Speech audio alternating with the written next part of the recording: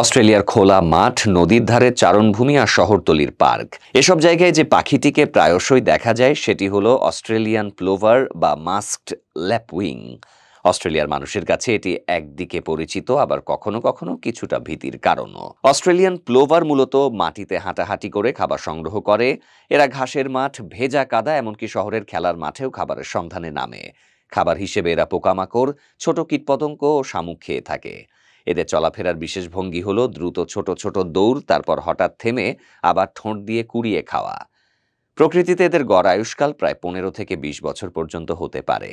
তবে শহুরে পরিবেশে বিভিন্ন ঝুঁকির কারণে অনেক সময় এরা কম দিন বাঁচে। অস্ট্রেলিয়ান প্লোভার প্রায় সারা অস্ট্রেলিয়াতেই দেখা যায়। শুধু গ্রামীণ অঞ্চলে নয়, শহুরে এলাকাতেও, স্কুলের মাঠ, বিমানবন্দর কিংবা পার্কেও এদের দেখা মেলে। এমনকি তাসমানিয়া ও নিউজিল্যান্ডেও কিছু সংখ্যক প্লোভার পাওয়া যায়।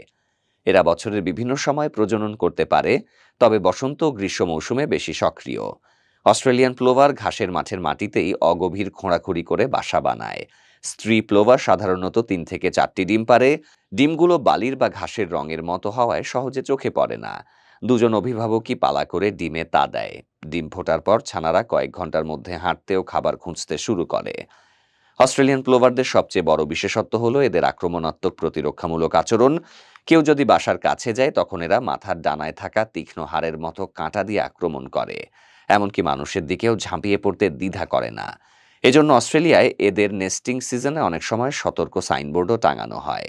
এছাড়া শিকারি কাছাকাছি এলে এরা জোরে চিৎকার করে এবং অনেক সময় আহত হওয়ার ভান করে শিকারীকে বাসা থেকে দূরে সরিয়ে নেয়। প্রকৃতির সাথে মানিয়ে নেয়ার এই ক্ষমতা এবং শহুরে জীবনেও বেঁচে থাকার দক্ষতা অস্ট্রেলিয়ান প্লোভারকে বিশেষ করে তুলেছে। এরা শুধু পোকামাকড় খেয়ে পরিবেশ পরিষ্কারই রাখে না, বরং প্রকৃতির জীববৈচিত্র্যে এক অনন্য ভারসাম্য রক্ষা করে।